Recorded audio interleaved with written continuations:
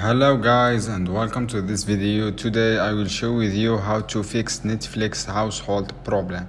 So guys, first step you need to do is check your internet connection, and you should have a good stable internet connection. And step number 2 guys, you update your device.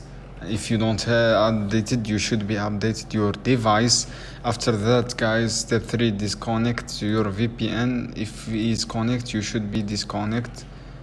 And step number 3 guys, you should be go to storage and clear and offload the Netflix and clear cache. This is step number 3, and you can after that launch Netflix, and this is how you can solve this problem guys. So I hope this video guys helpful for you. And before open Netflix, you should restart your device and done. I hope guys this video helpful. See you soon.